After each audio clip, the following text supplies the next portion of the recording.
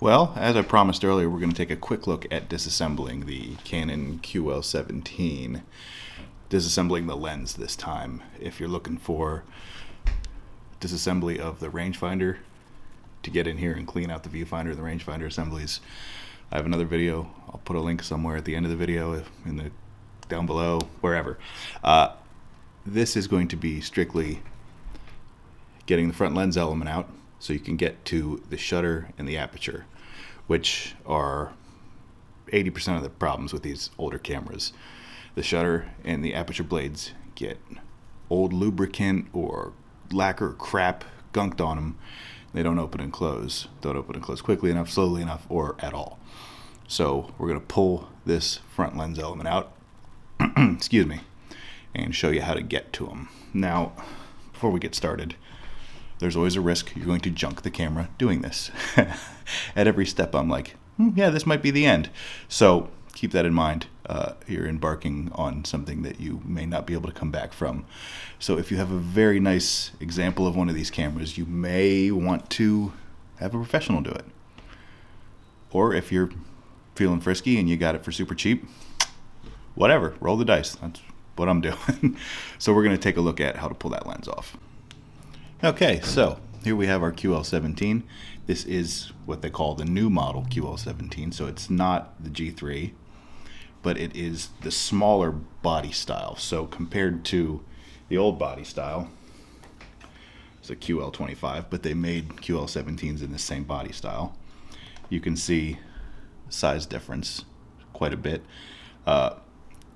Levers are different. The rewind knob on the new 17 is smaller, shorter, not as tall. Flip it over. Not a whole lot of differences, but definitely a smaller body, more compact. So, getting down to the heart of the matter, this lens. This lens is why this camera is so popular. It's also the hardest part about getting it to work, I think. This lens is not removable. This is not a single lens reflex camera. Lens is attached. It is a fixed lens rangefinder. So the lens does not come off. You have to take it apart if you want to get inside to the shutter and the aperture blades. It's not that difficult. Having the proper tools really helps. You can do it without the proper tools. It can be dangerous. And a lot of it depends on the condition of the camera. I'll show you quick exactly how this works. We're going to zoom a little bit. Hold on. So, right here on the front of the lens, it might be hard to see, you have a notch here. See that? There's a notch in this silver ring, and then there's another one right here. So, how you would properly disassemble this, you have to spin that ring free. Zoom us back out. This ring needs to be turned out of here. And sometimes they're in really, really tight, and sometimes they come right out. It depends if there's junk in there, if there's dust and dirt in there. This QL25 I have, came apart so easily it shocked me. It was like I hit the lottery. It was like taking apart Legos. I already took this apart once. It was an absolute nightmare because there was crap in it. It was all junked up. I screwed up the this plastic black ring here. It was a nightmare.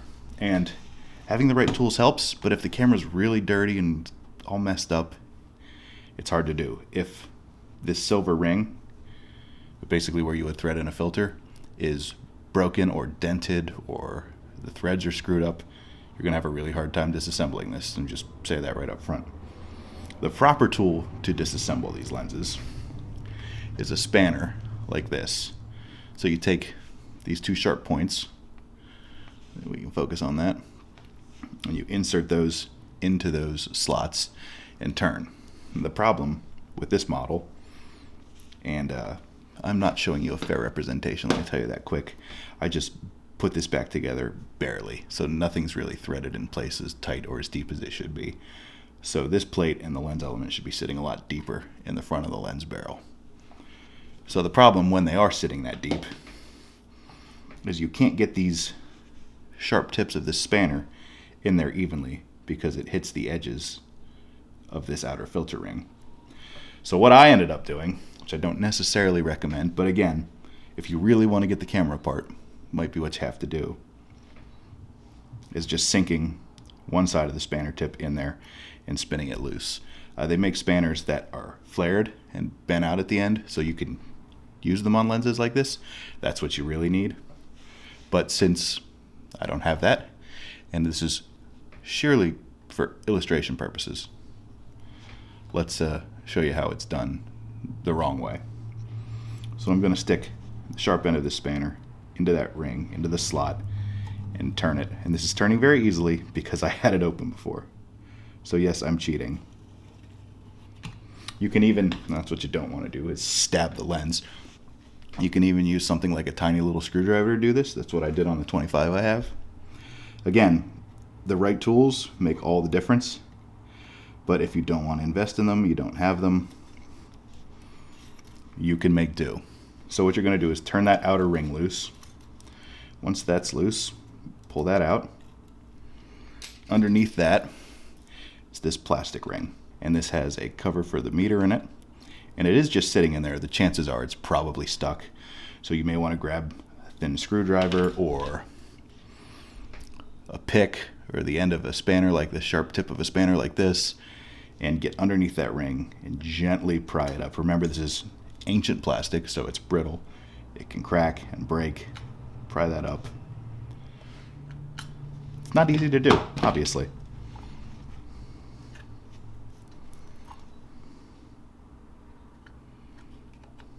Come on, you.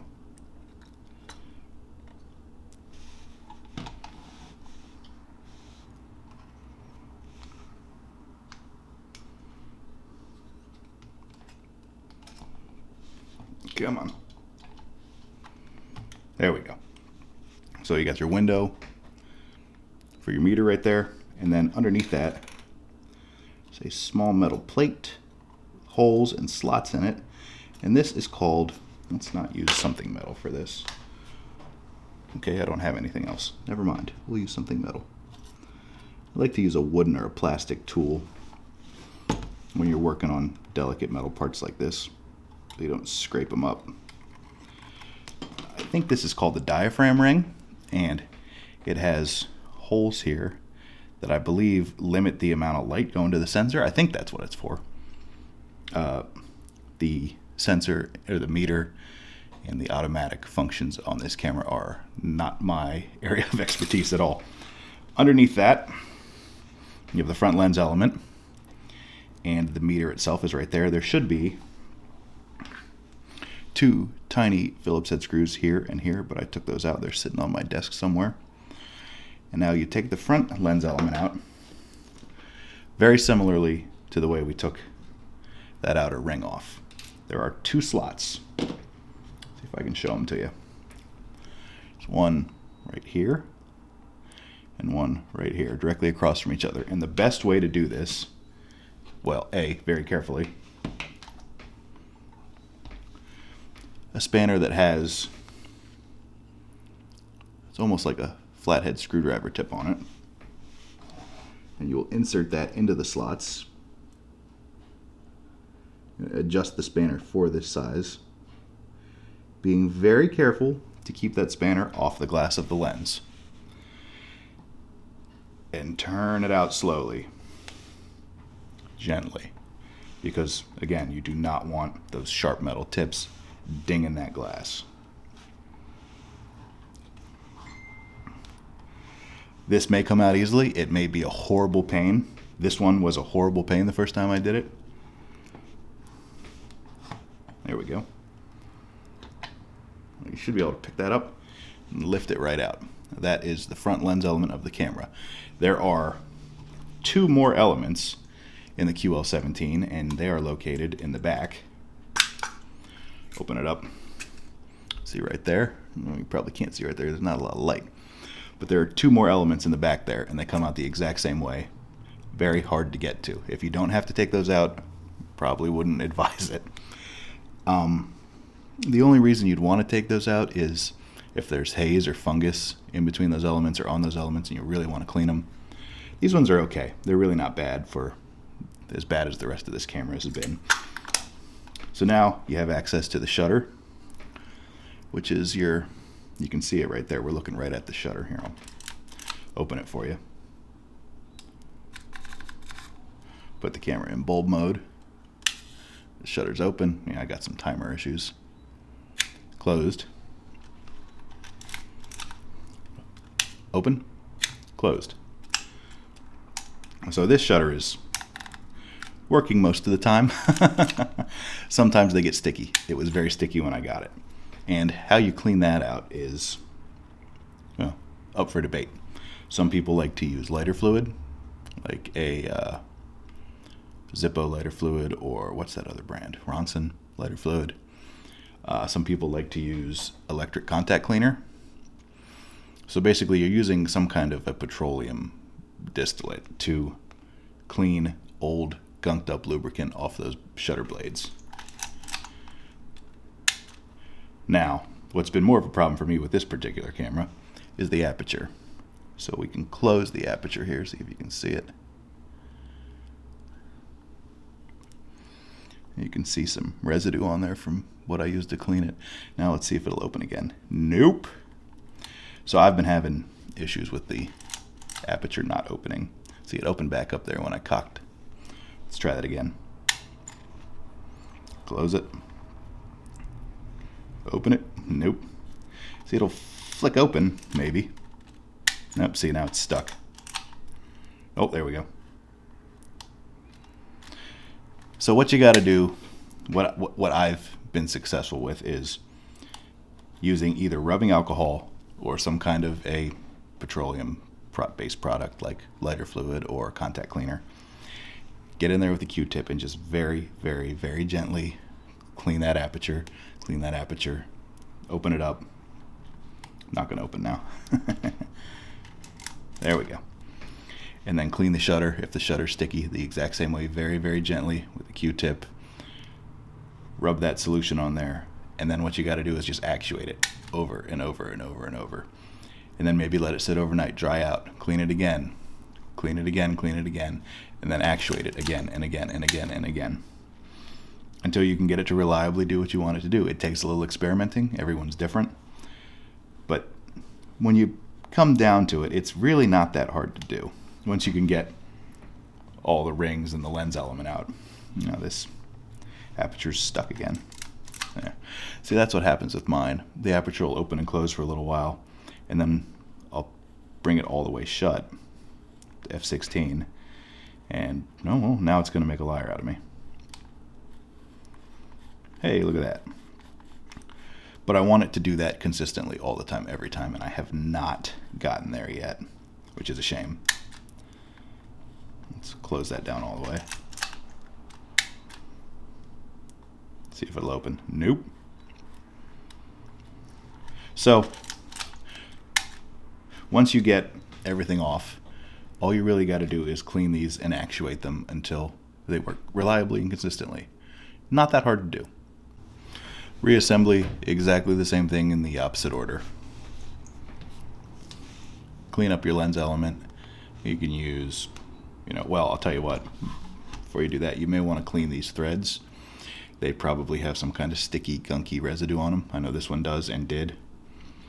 And then give you a good clean on the inside with something that won't scratch it. Lens wipe, something like that. Same on the outside. This one, unfortunately, it's got the crap beat out of it in the front of the front element. And I don't know if I'm even going to be able to use it, which sucks.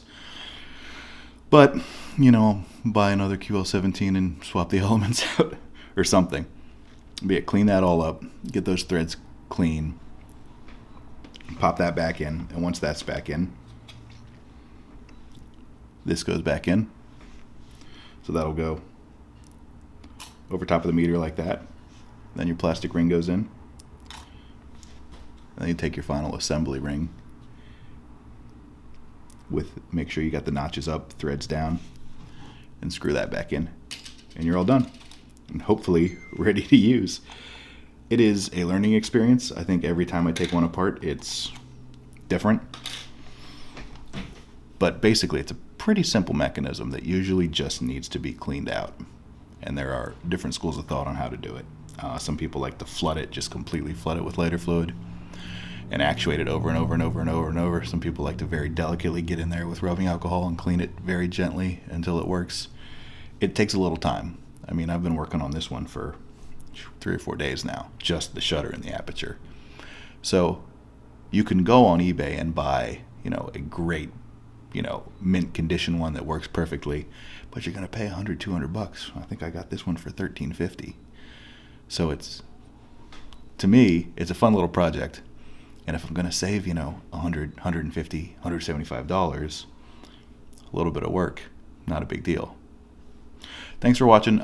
Maybe we'll do a little more Canonet content later, but there's also a video on disassembling the top half so you can clean out the viewfinder, the rangefinder assembly. I'll link that somewhere. Thanks for watching.